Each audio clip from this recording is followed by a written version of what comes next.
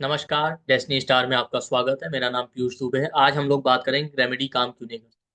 उसका सबसे बड़ा रीजन क्या है कि हमारे पास कोई भी प्रॉब्लम आ जाए हम डेस्टिनी को ब्लेम करते हैं।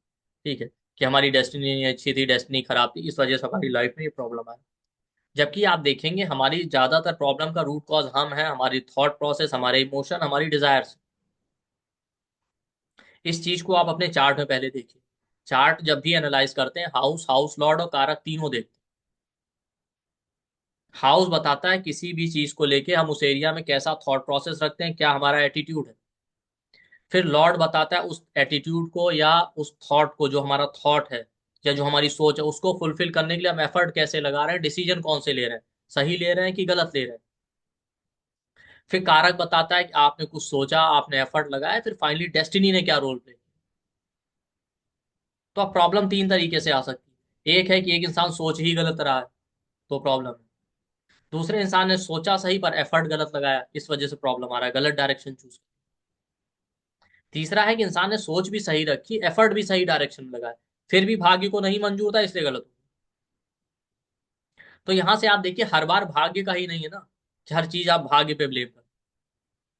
भाई बाकी दो स्टेप तो आपके पास है कि आप अपनी सोच कैसे रखते हैं और एफर्ट कैसे लगाते हैं, डिसीजन क्या लेते हैं।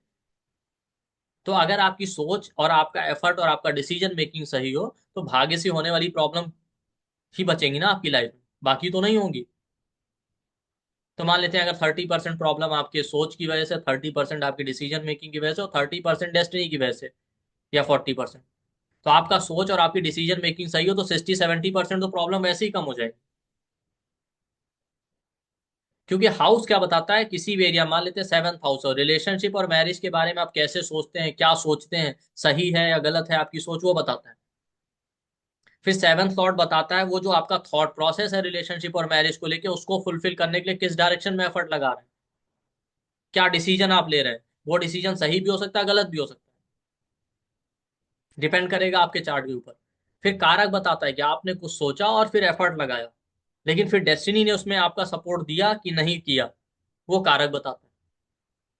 भाई मान लेते हैं आपने सोचा सही, एफर्ट सही लगाया, बट कारक है आपकी डेस्टिनी, उसने नहीं सपोर्ट किया, तो वहां पे डेस्टिनी की वजह से प्रॉब्लम आ गया। लेकिन अगर आप सोच ही गलत लेंगे और एफर्ट ही गलत लगाएंगे, फिर डेस्टिनी भी क्या करेगी।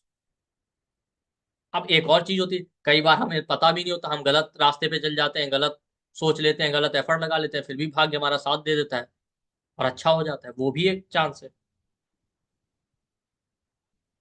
इसीलिए एस्ट्रोलॉजी में हाउस, हाउस लॉर्ड, कारक की स्टडी करना बहुत इंपॉर्टेंट है। कारक को हम देखते हैं, कारक की स्ट्रेंथ क्या है, कारक की पोजीशन क्या है।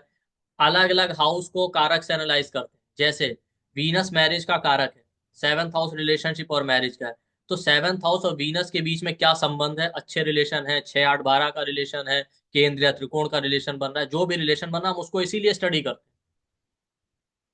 इसी तरीके से हाउस और हाउस लॉर्ड के संबंध को हम स्टडी करते हैं कि सेवंथ हाउस मैरिज का है, सेवंथ लॉर्ड रिलेशनशिप का है।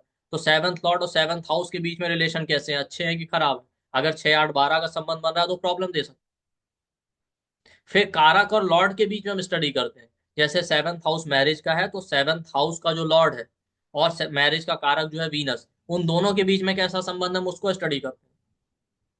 तब हम यहाँ पे फाइनल कंक्लूजन निकालते हैं कि प्रॉब्लम आपके थॉट प्रोसेस की वजह से, आपके एटीट्यूड की वजह से है, कि आपके गलत डिसीजन की वजह से है, कि डेस्टिनी की वजह से। तो मान लेते हैं अगर डेस्टिनी वाला प्रॉब्लम है तो आप नहीं सॉल्व कर पाएंगे, लेकिन प्रॉब्लम अगर आपके थॉट प्रोसेस, आपके एफर्ट और डिसीजन मेकिंग में है तो आप सुधार सकते हैं। और उसका सबसे इंपॉर्टेंट रेमेडी, पहले आप अपना थॉट प्रोसेस चेंज कीजिए, सही कीजिए। अगर प्रॉब्लम डिसीजन मेकिंग या गलत डिसीजन की वजह से आ रहा है, तो सही डिसीजन लीजिए, सही गाइडेंस फॉलो कीजिए। फिर बाद में हम मंत्र जप तप जेम स्टोन पे जाते हैं, लेकिन सबसे पहले प्रैक्टिकल सॉल्यूशन यही है। जब तक आप इनको नहीं करेंगे, तब तक आप कितना भी मंत्र कर लीजिए, कितना भी जप तप कर लीजिए, कितने भी लाल किताब के उपाय कर लीजिए, टोटके कर लीजिए, कोई असर नहीं करने वाला। भाई एक इंसान गलत काम करता रहे, रोज भगवान की पूजा करता रहे, तो भगवान आपकी थोड़ी मानेंगे। जो आपको दंड मिलना वो मिलेगा समय आने। अब यहीं से उपाय फेल हो जाते हैं। ज्यादातर जितने लोग आते हैं, जितने क्लाइंट आते हैं, कोई अपना थॉट प्रोसेस नहीं चेंज करना चाहता। अगर उनका डिसीजन गलत है, उसमें कोई चेंज नहीं करना है। बस उपाय मिल जाए, मंत्र कर लेंगे, जेम स्टोन कर लेंगे, डोनेशन दे देंगे, वो उससे हमारा सारा काम है। भाई मान लेते हैं आप बीमार हैं, आप डॉक्टर के पास गए, डॉक्टर आपका डायग्नोसिस करेगा, ट्रीटमेंट देगा, ठीक है। अब आप कह दें कि जितने प्रिकॉशन नियम वो फॉलो नहीं करेंगे, बस दवा खाते रहेंगे, तो बीमारी नहीं ठीक हो सकती ना। ठीक हो जाएगी तो दोबारा आ जाएगी। सेम वैसे ही यहाँ पे भी है। अब एक दूसरा साइड भी है। मान लेते हैं प्रैक्टिकल सॉल्यूशन हम कुछ नहीं करते, मोस्टली लोग वो करना ही नहीं चाहते, उसमें एफर्ट लगेगा, इतना टाइम ही नहीं किसी का। मंत्र जब तब जेमस्टोन भी जो हम कर रहे हैं उसमें भी प्रॉब्लम, उसमें भी हम शॉर्टकट ढूंढते हैं। सबको जेमस्टोन चाहिए, आसानी से पहन लेंगे बस। डोनेशन करते हैं, पैसे में खरीदा दे दिया। लेकिन मंत्र कर रहे हैं, लेकिन बस ऐसे ही मुंह से जपे जा रहे हैं। लेकिन जो फीलिंग है वो मैटर करती, श्रद्धा मैटर करती। इसकी वजह से वो उपाय भी नहीं काम करते। जैसे इसका एक छोटा सा उदाहरण, हम तुलसीदास जी की लिखी रामचरितमानस पढ़ते हैं, ठीक है। वाल्मीकि जी ने रामायण लिखी है, जो ओरिजिनल रामायण। वाल्मीकि जी ने एज इट इज सारी चीजें लिखी जो उस समय हुई थी, ठीक है। क्योंकि वाल्मीकि जी ने सत्य को लिखा है जो भी है, भक्ति भाव भी है उसमें और सत्य भी है। तो आप उसको पढ़ेंगे तो आपको फीलिंग आएगा। जब आप देखिए उसको पढ़ते हुए क्या होगा कि आप थोड़ा इमोशनल हो जाएंगे जब वाल्मीकि जी की रामायण पढ़ें। लेकिन हो सकता है कहीं ना कहीं, चूंकि वो भक्ति भाव के साथ साथ उन्होंने वो ये ध्यान दिया कि हर एक चीज जैसे हुई थी उसको पूरा डिस्क्राइब किया, तो कहीं ना कहीं आपका लॉजिकल ब्रेन भी चलेगा कि अच्छा ऐसा क्यों हुआ, ऐसा क्यों किया श्री राम जी ने, ऐसा क्यों लिया उन्होंने, क्यों सीता जी की अग्नि परीक्षा ली, जो भी है, ठीक। दूसरा है कि रामायण आप टीवी में देखते हैं, टीवी में देखेंगे तो तब भी आप इमोशनल हो जाएंगे। लेकिन आप देखिएगा वाल्मीकि जी की जब रामायण पढ़ेंगे तो भी आप इमोशनल हुए, थोड़ा बहुत आपका लॉजिकल ब्रेन चलेगा। टीवी वाली देखेंगे तब भी आप इमोशनल होंगे, ठीक।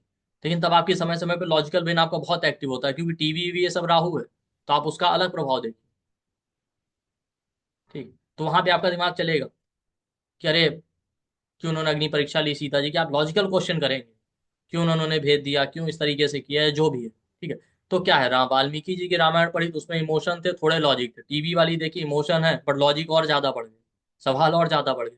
अब आप तुलसीदास जी की रामचरितमानस पढ़िए। तुलसीदास जी ने जो रामचरितमानस लिखी उसमें क्या किया, तुलसीदास जी ने वो पूरी की पूरी रामचरितमानस भक्ति भाव से लिखी। वो श्री राम जी को अपना प्रभु मानते थे और उन्होंने एक भक्ति और सेवा के भाव से लिखी। फीलिंग आप समझिए तीनों जगह में, कि तीनों जगह जो भाव है उसका कितना इफेक्ट है। अब उसको लिखते हुए उन्होंने क्या किया, बहुत सारी चीजें जो वाल्मीकि जी की रामायण में है उसको उन्होंने नहीं लिखा है। जैसे मैं आपको छोटा सा एग्जांपल देता हूँ। जब सीता जी को ले जा रहा था रावण, तो जटायु उनसे युद्ध करते हैं, ठीक है। तो जटायु की चोंच जो है सीता जी के चेस्ट पे या ब्रेस्ट पे टच कर गई, ठीक है। इस बात को जो है तुलसीदास जी ने नहीं लिखा है, क्योंकि वो सीता जी को माता के समान मानते हैं। तो उन्होंने कहा कि मैं इनकी पूजा करता हूँ, इनकी भक्ति करता हूँ, तो मैं इस तरह की चीज नहीं लिख सकता, तो उन्होंने ये चीजें नहीं लिखी। इस तरह की कई इंस्टेंसेस ऐसे हैं जो उन्होंने नहीं लिखे, क्योंकि वो पूरे भक्ति भाव से लिख रहे थे। तो आप जब तुलसीदास जी की रामचरितमानस पढ़ेंगे तो आप देखिए पूरी तरीके से आप इमोशनल हो जाएंगे। इमोशनल हो जाएंगे, शायद आपकी आंख से आंसू भी आने लगे, आपकी बुद्धि नहीं चलेगी वहां पे। ना ही आप क्वेश्चन करेंगे कि ऐसा क्यों किया उन्होंने, ऐसा क्यों कर दिया, या जो भी है, या दशरथ जी ने क्यों वनवास दे दिया कह कह की बात सुन के। जबकि आप टीवी वाला देखेंगे तो आपके दिमाग में एग्रेशन आएगा, तो टीवी राहु है। अरे कैकेयी की बात सुन के उन्होंने वनवास दे दिया, इसमें कौन बड़ी बात थी, वो कैकेयी को मना भी कर सकते थे, या जो भी है, इस तरह के क्वेश्चन हम करते हैं। तो डिपेंड करता है कि हमारी फीलिंग या हमारी भावना कैसी है कुछ भी करते हो। इसलिए आप देखिए ना, आप कितना भी इमोशनल ब्लॉकेज हो, आप तुलसीदास जी की रामचरितमानस पढ़ने लगे, आपके सारे इमोशनल ब्लॉकेज खुल जाएंगे। आप बहुत इमोशनल फील करेंगे, आप खुद ही रोने लगेंगे, कोई लॉजिकल क्वेश्चन नहीं आएगा। तो अगर आप रेशियो देखें तो थोड़ा लॉजिक, आपका दिमाग काम करेगा, लॉजिकल माइंड, जब आप वाल्मीकि जी की रामायण पढ़ेंगे। टीवी वाली देखेंगे एक्सट्रीम लॉजिक आ जाएगा और ज्यादा, इमोशन तब भी होंगे। वाल्मीकि और तुलसीदास जी की जब रामचरितमानस पढ़ेंगे तो बिल्कुल लॉजिक नहीं आएगा। क्यों? क्योंकि उन्होंने श्रद्धा और भक्ति भाव से लिखा है। और आप सोचिए ना, भक्ति और फीलिंग कितने स्ट्रांग है, कि ऐसा नहीं है कि एक ही वाली। आप कोई तुलसीदास जी कोई भी रामचरितमानस ले आइए, किसी घर से उठा लाइए, जाके मार्केट से खरीद लाइए, नई ले लीजिए पुरानी ले लीजिए, सबको पढ़ने से वही फील आएगा। ये होता है भाव और श्रद्धा। तो हम क्या करते हैं, जो उपाय करते भी ना, मंत्र है जब तक, वो भाव और श्रद्धा से नहीं करते। ना ही कोई लाइफ स्टाइल चेंज करें, वही खाना पीना वही रूटीन चल रहा है, मंत्र कर लिया। जबकि हमें लाइफ स्टाइल, खाना पीना, सात्विक आहार और भाव और श्रद्धा बहुत मैटर करते हैं, इसलिए वो उपाय काम नहीं करते। अगर हम इन सारी चीजों का ध्यान रखें तो ये उपाय काम करेंगे, और प्रैक्टिकली अपने अंदर चेंजेस लाने की। भाई अगर आप लॉजिकल माइंड के साथ हमारे शास्त्र पढ़ लेना तो आप भगवान पे भी सवाल करने लगे, ईश्वर पे भी, कह रहे उन्होंने तो ऐसा किया था, शिव जी ने सती जी का बताइए त्याग कर दिया था इतनी सी बात पे। तो आप इस तरह का माइंड आपका चलेगा तो आप कभी ईश्वर की भी भक्ति नहीं कर पाएंगे। लेकिन अगर आप उसके डीप मीनिंग को समझेंगे, श्रद्धा और भक्ति भाव से चीजें पढ़ेंगे, शास्त्रों को पढ़ेंगे, उनके गूढ़ रहस्य को समझेंगे, तब आप भक्ति कर पाएंगे। मैटर सिर्फ यही है, भाव और श्रद्धा। तो इसीलिए उपाय काम नहीं करते। तो जब भी उपाय काम, अगर आपको लग रहा है कि लाइफ में कोई प्रॉब्लम, प्रैक्टिकली अपने अंदर चेंज लाइए। और जो ये सारे उपाय कर रहे हैं, डोनेशन हम करते हैं, वो खरीदा दे दिया, कोई फीलिंग नहीं। अरे डोनेशन भी कीजिए तो पूरे श्रद्धा भाव से कीजिए, ये समझ के कीजिए कि हम ऐसा किसी का भला कर रहे हैं, तब जाके ये उपाय काम करेंगे। तो आज के बाद कोई रेमेडी कीजिए तो ये सारी चीजें फॉलो कीजिए। तो आई होप आपको ये वीडियो पसंद आएगा। और आप लोगों के लिए एक इंपॉर्टेंट अनाउंसमेंट है कि जैसा हम लोग कहते आ रहे हैं कि 2025 जनवरी में पूरे मंथ फ्री क्लास आएंगी। 3 डे का फ्री क्लास है, नक्षत्रों से कैसे प्रिडिक्शन करना है 3rd से 5th जनवरी के बीच में। फिर पंचांग से कैसे प्रिडिक्शन करना है, उस पर 3 डे का क्लास है 10 से 12 जनवरी के बीच में। और डेट ऑफ बर्थ न्यूमरोलॉजी से कैसे प्रिडिक्शन करना है, 3 डे का क्लास 13 से 15 जनवरी के बीच में। कार्मिक पैटर्न और मैरिज और रिलेशनशिप, इस पर 3 डे का क्लास है 17 से 19 जनवरी के बीच में। फिर पास्ट लाइफ कर्सेज और रेमेडीज पे क्लास है 3 डे का 24 से 26 जनवरी के बीच में। ये क्लासेस जूम के थ्रू ऑर्गेनाइज की जाएंगी रात में 9 बजे से 11 बजे के बीच में। और सारी की सारी क्लासेस कंप्लीटली फ्री हैं। आप हमारे वीडियो के डिस्क्रिप्शन बॉक्स और कमेंट सेक्शन में जाइए, आपको व्हाट्सएप और टेलीग्राम ग्रुप का लिंक मिलेगा, उसको ज्वाइन कर लीजिए। वहीं पे आपको जूम लिंक दिया जाएगा क्लास का। और जैसा हम कहते हैं, हमारे यहाँ फ्री क्लास में भी पेड जैसा ही कंटेंट देते हैं। क्योंकि मैं बहुत ऑनेस्टली आपसे कह रहा हूँ कि सभी लोग ठीक है मार्केटिंग प्रमोशन करते हैं, इसलिए फ्री क्लास ले रहे हैं, सब कुछ ले रहे हैं।